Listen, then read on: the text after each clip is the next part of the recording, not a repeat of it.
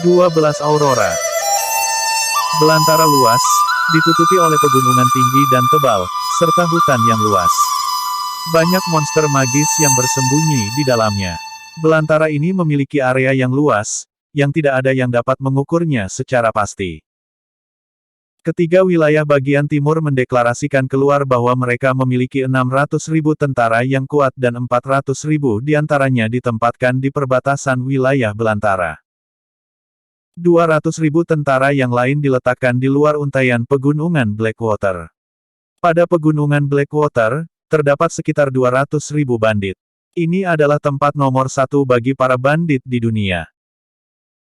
Karena bandit ini terbiasa dengan medan pegunungan Blackwater yang memiliki keunggulan posisi geografis, ke-200.000 tentara ditempatkan di luar pegunungan Blackwater oleh sang pangeran penakluk dari timur dengan tujuan untuk menakut-nakuti bandit.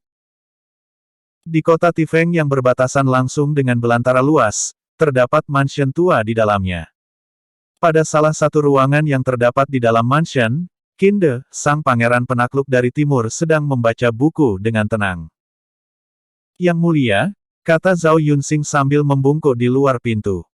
Yunxing, masuklah, kata Qin tanpa menoleh.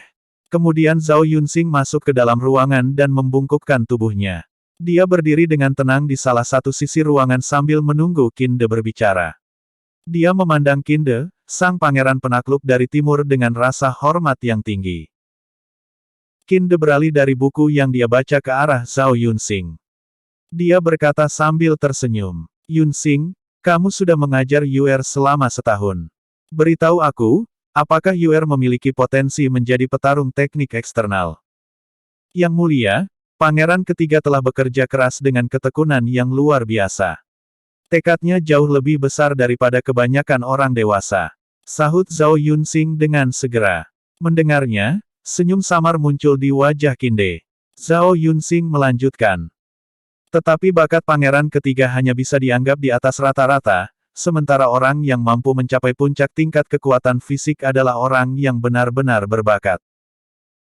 Namun, berkat makanan bernutrisi dan pemandian mata air panas yang terdapat di Misty Villa, pangeran ketiga masih memiliki kesempatan untuk mencapai tingkat tertinggi dari teknik eksternal. Puncak kekuatan fisik dari seorang tingkat Hautian sangat dekat dengan tingkat Xiantian. Siapapun yang telah mencapai tahap itu mampu membuat seorang Xiantian lari, kabur menyelamatkan diri mereka. Berapa lama waktu yang dibutuhkan? Jawab Qin. Zhao Yunxing memperkirakan dengan hati-hati untuk sementara dan berkata, mungkin butuh waktu sekitar 30 tahun dan ini hanya terjadi jika pangeran ketiga mampu bertahan. Pada teknik eksternal, semakin dekat menuju fase terakhir, semakin sulit untuk berkembang. Sebagai contohnya, kekuatan.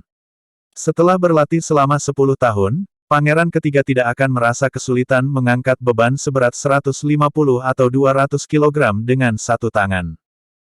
Pada puncak teknik eksternal, dia seharusnya bisa mengangkat 350 hingga 400 kg hanya dengan menggunakan satu tangan. Tetapi semakin menuju tahap akhir akan menjadi semakin sulit. 30 tahun adalah waktu yang saya perkirakan. Qin menggelengkan kepalanya, dan mendesah.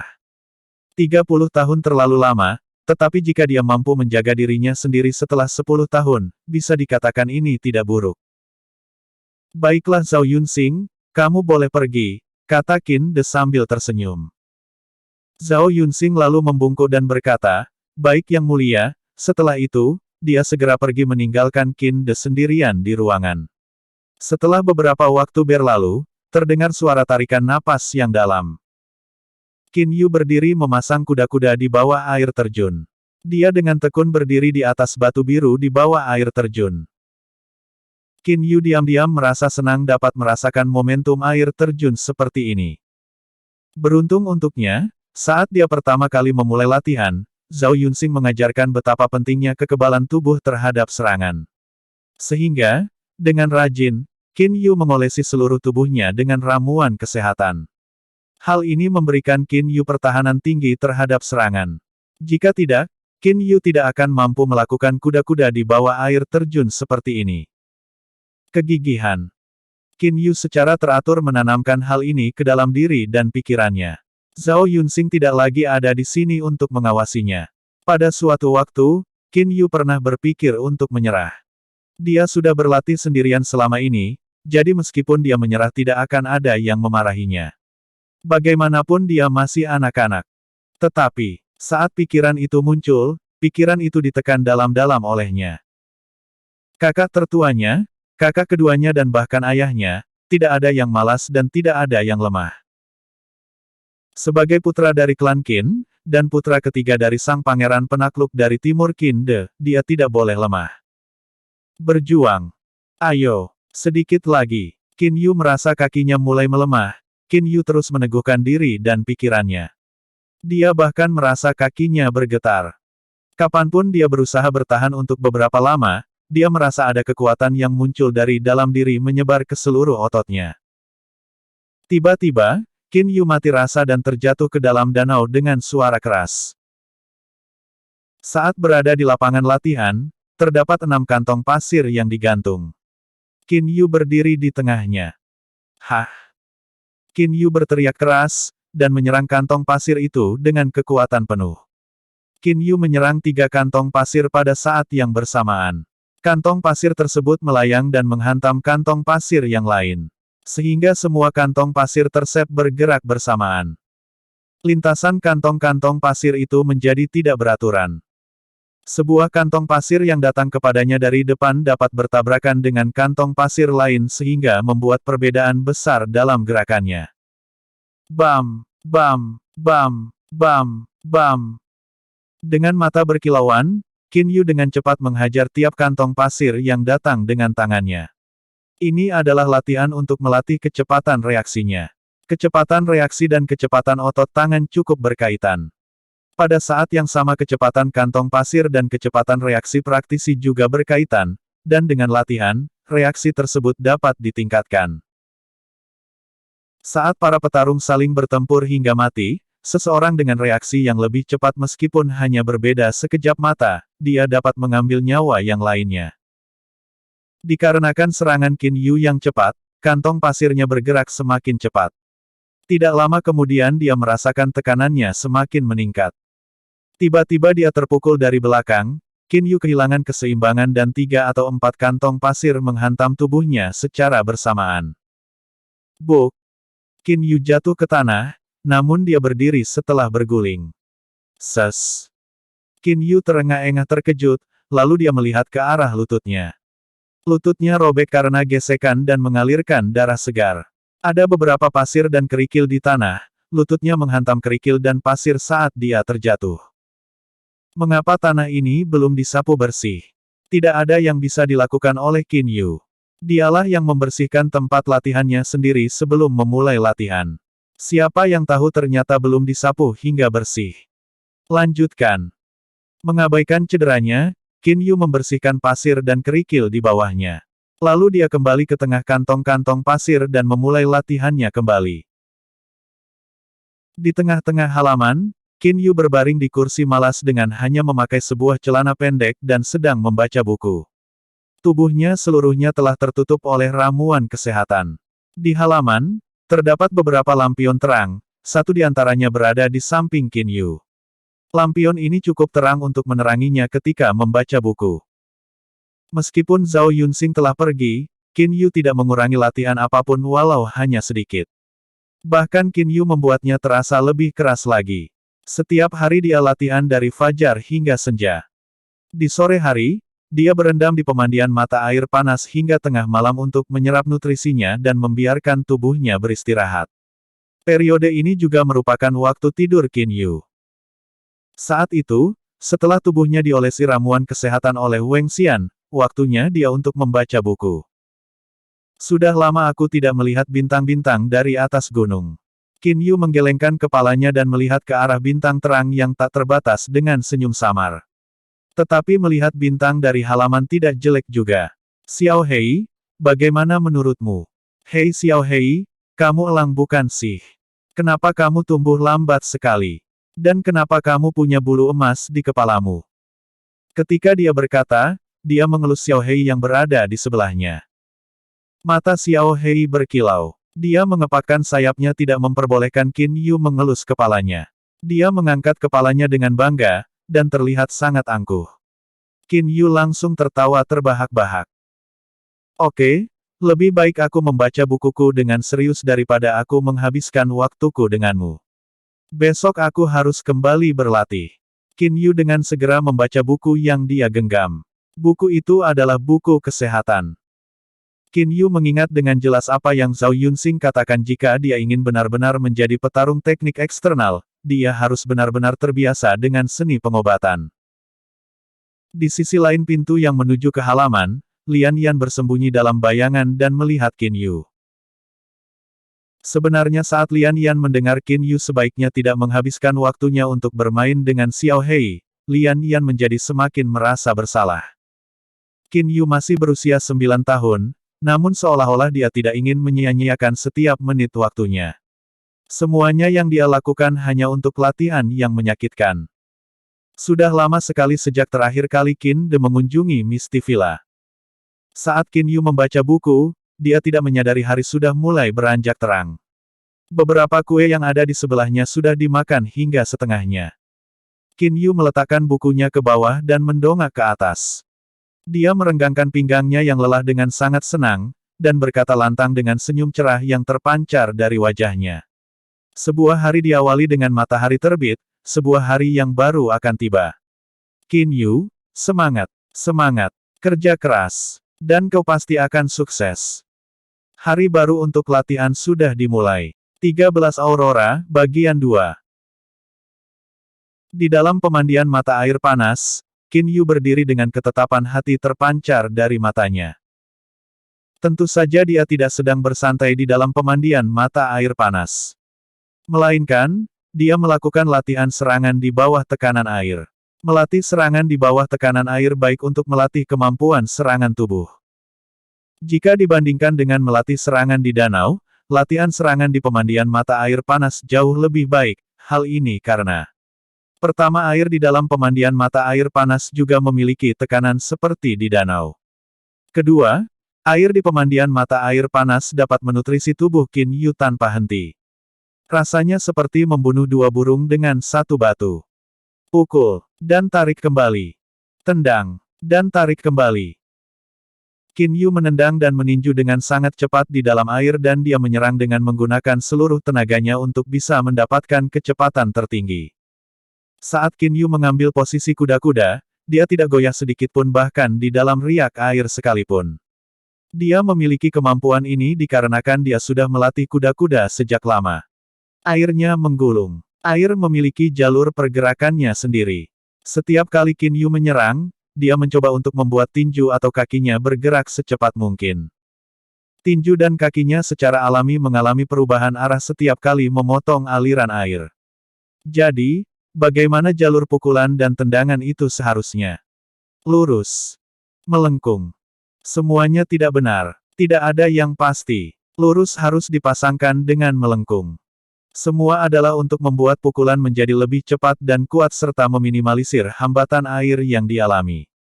Semuanya untuk meningkatkan kekuatan dan kecepatan serangan.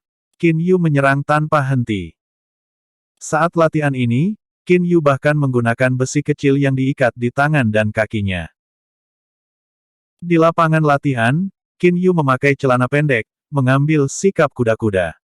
Ada prajurit di sebelahnya, pria ini menggenggam tongkat kayu. Sekarang, Qin Yu sedang berlatih ketahanan terhadap serangan. Latihannya adalah dengan cara dipukul tanpa henti dan menyerap ramuan kesehatan untuk membuat tubuhnya semakin kuat. Jika Qin Yu mencapai puncak dari latihan ketahanan, dia akan bisa menahan serangan senjata sungguhan. Paman Yang, sedikit lebih keras, sahut Qin Yu dengan tidak puas pada pria di sebelahnya. Yang San langsung menyarankan. Pangeran ketiga, saya rasa ini sudah cukup. Sekarang sudah waktunya pangeran untuk berhenti latihan menerima pukulan ini. Melihat berbagai macam garis merah di badan Qin Yu dan ekspresi cuek di wajah polosnya, membuat Yang San tertekan. Saat Qin Yu masih berusia 6 tahun, Yang San dan rekannya pergi ke Villa Misty bersamanya. Untuk 3 tahun terakhir, mereka sudah mengawasi anak kecil ini tumbuh. Sekarang, Bagaimana mungkin mereka tega untuk memukulinya seperti ini? Tetapi Yan Sang tetap dipaksa untuk memukuli Qin Yu, karena latihan ketahanan terhadap serangan ini membutuhkan serangan fisik. Aku membiarkanmu memukulku, maka lakukanlah atau aku akan melakukannya sendiri. Qin Yu menggelengkan kepalanya sambil tertawa, lalu bersiap untuk mengambil tongkat kayu itu sendiri. Segera setelah Yang San melihat Qin Yu akan mengambil tongkat itu, dia segera berputar lalu mengambil tongkat itu kembali dan berkata dengan cepat. Baik, baik, ia akan aku lakukan. Sedikit lebih keras kan? Aku tahu. Yang San tidak tega melihat Qin Yu memukuli dirinya sendiri. Jika Qin Yu memukuli dirinya sendiri, Qin Yu akan melakukannya dengan sekuat tenaga. Yang San masih ingat akan hari di mana tubuh Qin Yu lebam seluruhnya. Pa. Tongkat itu terus memukul tubuh Qin Yu. Qin Yu tetap berdiri di posisi kuda-kuda dengan bibir tertutup rapat dan merasakan pukulannya tanpa gentar dan tidak ada teriakan satupun. Satu demi satu garis-garis merah muncul di badannya, yang membuat Yan Sang semakin tidak senang. Meskipun sekarang dia adalah tentara, dahulu saat dia berusia 9 tahun, dia masih merawat ternak di rumah. Tetapi Qin Yu, yang merupakan putra ketiga dari sang pangeran penakluk dari timur, tidak menyia-nyiakan waktunya sedikitpun dan tetap berlatih tanpa henti untuk mencapai batas maksimal dari tubuh manusia. Mata Qin Yu berkilau seperti bintang. Dari apa yang terlihat di matanya, dapat disimpulkan betapa besar kebulatan tekadnya, jenis kebulatan tekad yang berdiri kokoh seperti gunung yang tidak dapat digoyangkan sedikitpun. Xiao Yu, latihan hari ini sedikit terlalu berlebihan. Besok kurangilah sedikit. Qin Yu sedang berbaring di tempat tidur. Seorang tua dengan kepala sudah memutih secara keseluruhan berkata kepada Qin Yu dengan lembut saat sedang memijat Qin Yu. Orang tua ini adalah tabib Weng Xian. Dia adalah ahli medis terbaik yang ada di dalam mansion sang pangeran penakluk dari timur. Saat Qin De mengirimnya pergi ke Villa Misty, seluruh orang-orang di dalam mansion merasa takjub, saat tuan mereka rela mengirim seorang ahli obat-obatan ke sebuah villa.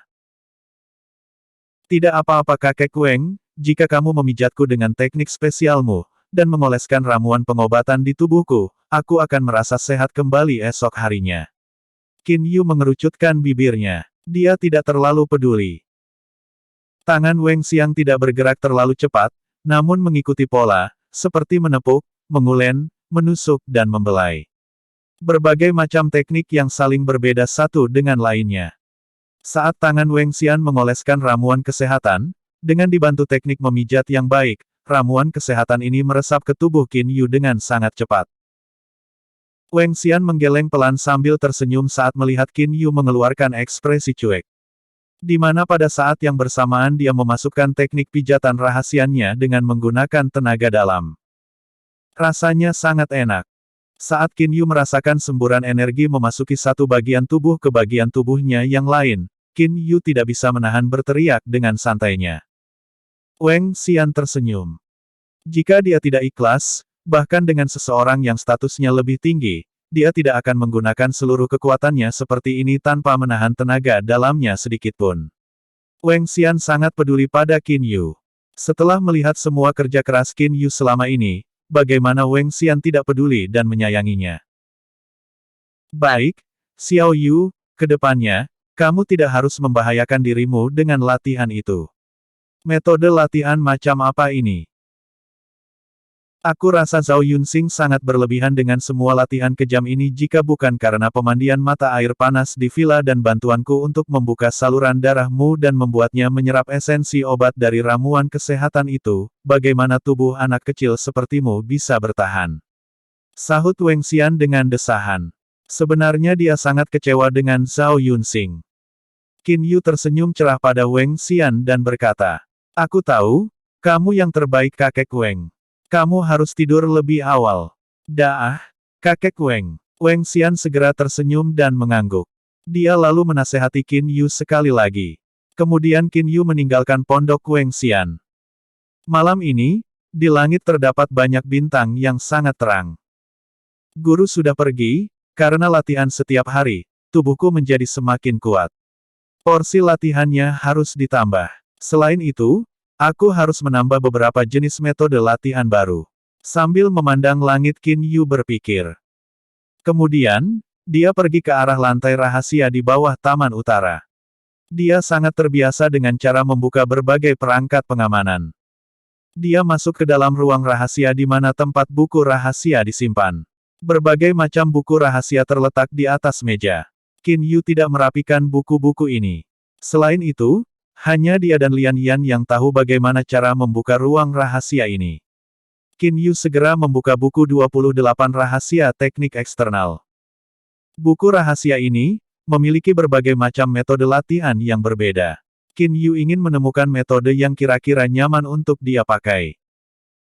Tiba-tiba, mata Qin Yu tertuju pada satu-satunya buku berwarna emas di antara semua buku rahasia itu. Di antara ke-96 buku rahasia, hanya satu buku yang ditulis dengan kertas emas, benar-benar sangat elegan dan menarik. Buku itu adalah Ancestral Dragon Art. Dan tiba-tiba suatu ide bagus muncul di kepala Qin Yu. Mungkin dahulu aku tidak bisa belajar teknik tenaga dalam, namun dengan melatih tubuhku selama lebih dari setahun, aku jauh lebih kuat daripada waktu itu, mungkin dengan itu masalah pada dantianku bisa teratasi, bahkan mungkin menghilang. Pikir Qin Yu. Selain itu pada umumnya, semua orang yang memiliki masalah kesehatannya bisa menghilang hanya dengan berlatih seni bela diri. Tetapi Qin Yu lupa bahwa masalah pada dantiannya tidak semua orang memilikinya. Ini bukan seperti penyakit, namun lebih tepatnya merupakan sebuah cacat lahir. Tetapi Qin Yu masih anak-anak. Selain itu dia selalu berharap kekuatannya akan terus meningkat dengan cepat. Lagi pula normal bagi anak seusianya untuk punya berbagai macam ide.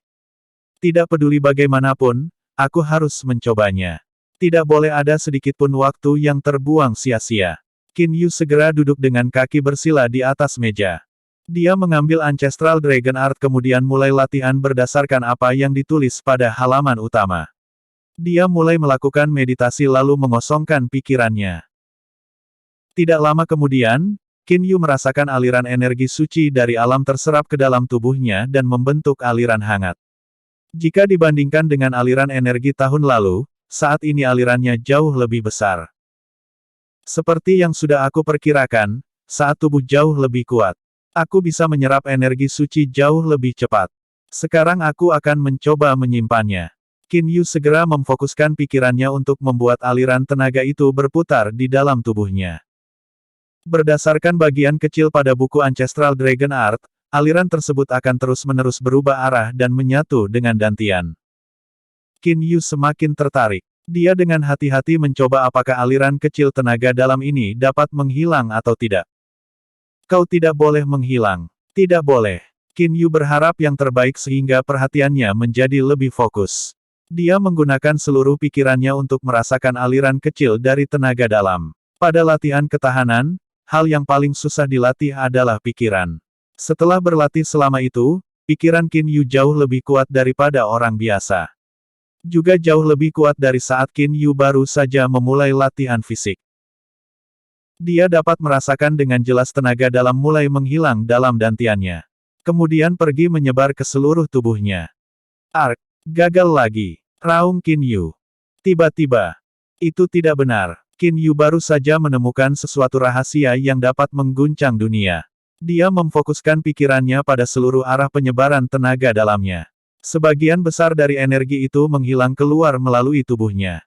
Namun, ada sebagian kecil dari energi itu yang menyatu pada tulang dan otot tubuhnya.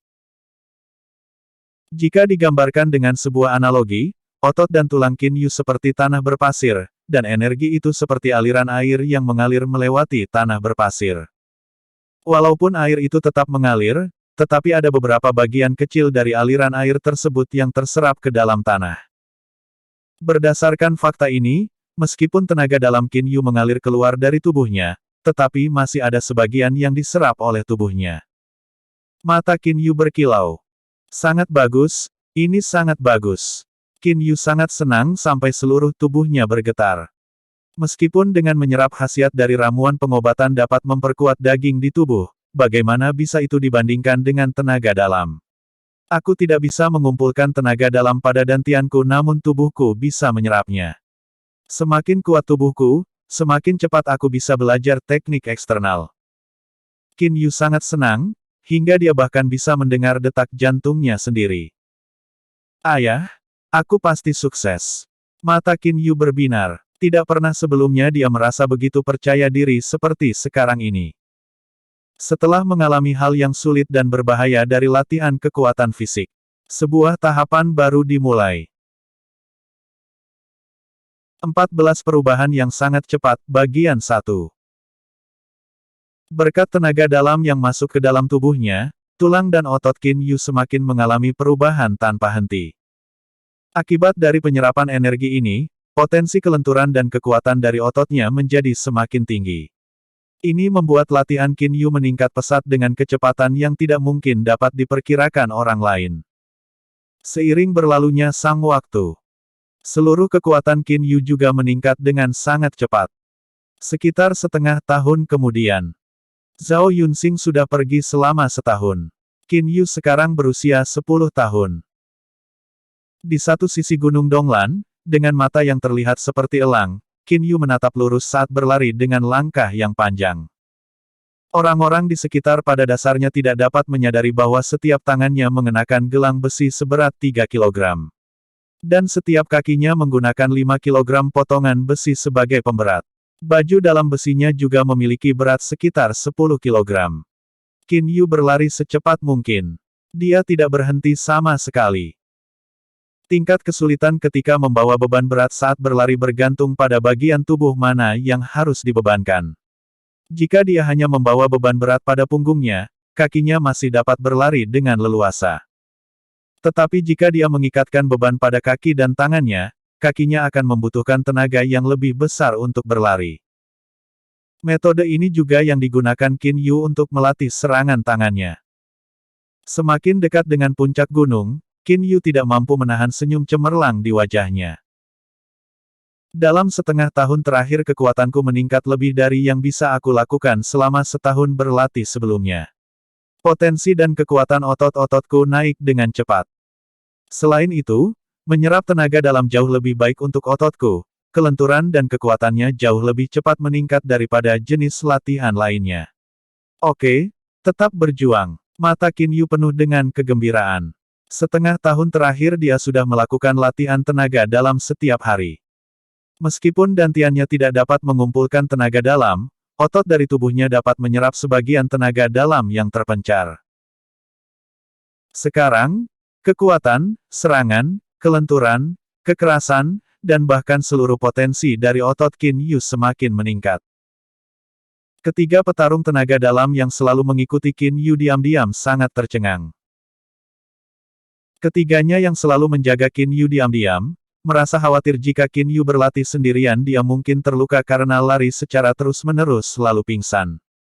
Jika sesuatu seperti itu terjadi, mereka sudah siap melakukan pertolongan pertama dengan membawanya ke mata air panas.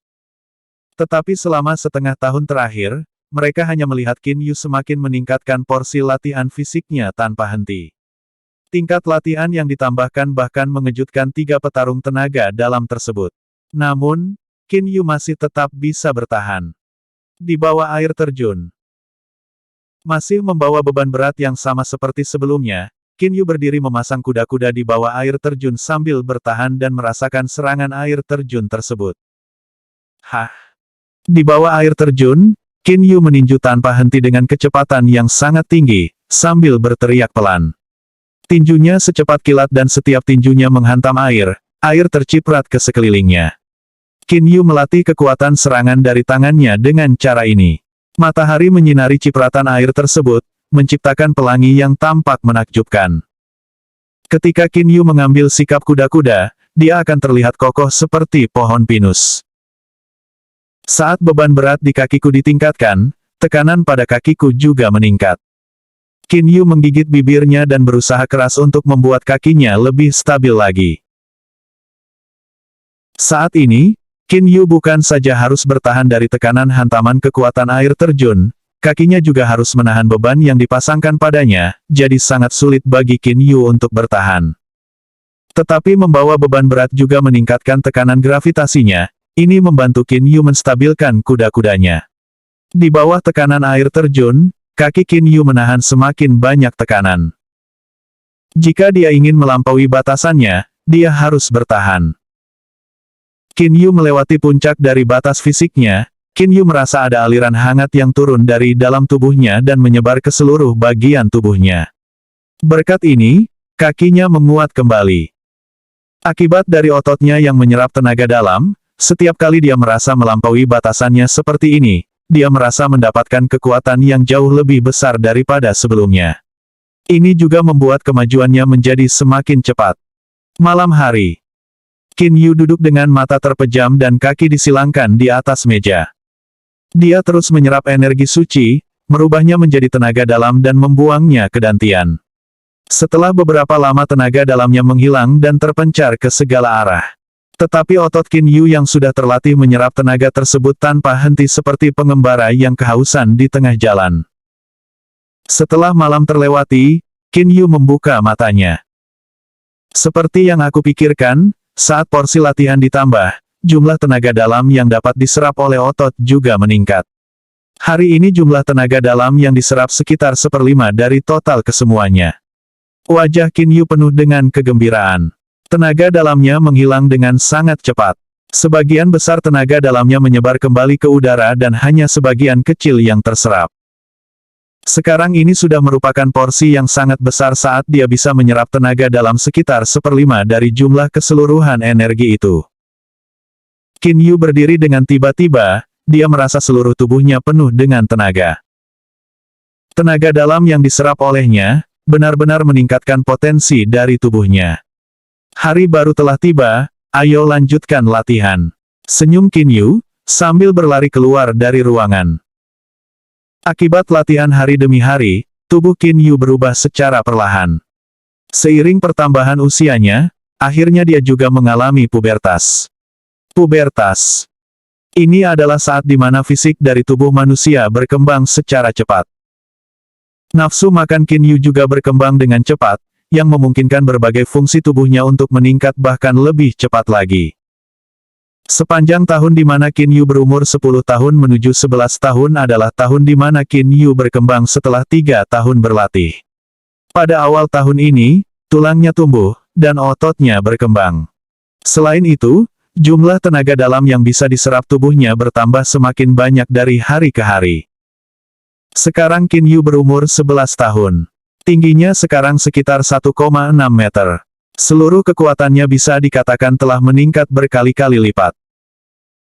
Di lapangan latihan, Qin Yu memakai baju latihan hitam dan sedang duduk beristirahat di sela-sela latihan yang sangat jarang dia lakukan. Akibat pakaian latihannya, dengan hanya melihatnya, tidak akan ada yang tahu bahwa dia memakai pemberat sebesar 5 kg pada lengannya, 10 kg pada kakinya dan 20 kg di balik kaosnya. Jika ditotal semua beban yang dia bawa adalah sekitar 60 kg. Namun setelah melewati 3 tahun latihan fisik, ini bukan apa-apa. Kekuatan lemah ini masih bukan apa-apa. Qin Yu segera teringat ke-8 petarung teknik eksternal saat itu. Dia merasa kekuatannya sekarang ini masih belum cukup. Mendong bisa mengangkat 400 kg dengan satu tangan, dan membawa 500 kg dengan mudah dengan menggunakan seluruh tubuhnya. Dibandingkan dengan dia, Qin Yu benar-benar sangat lemah. Qin Yu sepertinya lupa bahwa dia hanya berlatih selama 3 tahun. Jika dia tidak menemukan cara efektif dari latihan tenaga dalam setelah Zhao Yunxing pergi, mungkin sekitar 6 atau 7 tahun Qin Yu baru dapat mencapai tingkat kekuatannya sekarang ini. Di mana proses yang Qin Yu gunakan berbeda dengan petarung teknik eksternal yang lain. Untuk menilai sebuah tubuh, tidak hanya dengan melihat kekuatan, namun juga harus dilihat dalam aspek yang lain seperti kelenturan, ketahanan, kelincahan serangan, pertahanan terhadap serangan dan sebagainya. Kekuatan Qin Yu jauh lebih lemah daripada Mendong. Tetapi dalam hal kecepatan, Mendong lebih lambat daripada Qin Yu, karena Qin Yu amat sangat lincah. Kelenturan tubuh Qin Yu dan kekuatannya juga sangat bagus dan jauh lebih hebat daripada petarung teknik eksternal biasa. Berapa banyak air yang bisa disimpan pada wadah kayu terletak pada tempat terendah dan bukan tempat tertinggi. Menjaga keseimbangan di antara aspek-aspek kekuatan fisik secara merata adalah sangat penting. Qin Yu duduk di kursi. Sekilas, tubuhnya terlihat seperti macan tutul yang kuat. Berkat latihan selama 3 tahun, dan ditambah dengan mencapai pubertas, tinggi Qin Yu telah mencapai 1,6 meter sekarang. Dia juga telah berkembang dari anak-anak menjadi remaja. Remaja yang bahkan lebih cakap daripada orang dewasa biasa. Sekarang remaja ini sedang merenung. Guru berkata, dalam latihan kekuatan fisik, pertama aku harus melatih tubuhku sampai tubuhku menjadi sempurna. Setelah itu baru aku belajar berbagai macam teknik bela diri menggunakan tubuh ini. Tetapi teknik pertarungan jarak dekat tidak bisa hanya dipelajari dalam 1 atau 2 hari. Sebaiknya aku harus mulai latihan bela diri ini sekarang. Mata Qin Yu memancarkan kebijaksanaan. Selama 3 tahun, Qin Yu telah banyak membaca berbagai buku tentang kesehatan dan buku-buku yang lain untuk dipelajari. Semakin banyak buku yang ia baca, semakin baik tingkat pemahamannya. Dan sekarang dia dapat memahami masalah secara langsung. Berkat itu, dia dapat memahami apa yang dimaksud Zhao Yunxing pada saat itu. Mulai sekarang, aku akan menggunakan separuh dari siang hari untuk melatih tubuhku, dan setengah hari lainnya untuk mencoba menemukan metode teknik bertarungku sendiri. Qin Yu tiba-tiba berdiri dan meninggalkan tempat latihannya. Dia pergi belajar. Tubuhnya masih membawa pemberat sebesar 50 kg. Selama 24 jam sehari, Qin Yu tidak pernah melepaskan pemberatnya kecuali saat dia sedang mandi. Dasar dari tubuh yang sempurna sudah dipenuhi. Sekarang bagaimana cara dia memanfaatkan tubuhnya untuk menyerang? Zhao Yunxing memiliki tekniknya sendiri, Qin Yu harus membuat teknik bela dirinya sendiri dengan baik. Hanya dengan teknik yang dibuat berdasarkan tubuhnya maka ahli bela diri tersebut dapat membuatnya menjadi teknik serangan yang paling kuat. Oleh karena itu, Qin Yu harus menemukan teknik serangannya sendiri.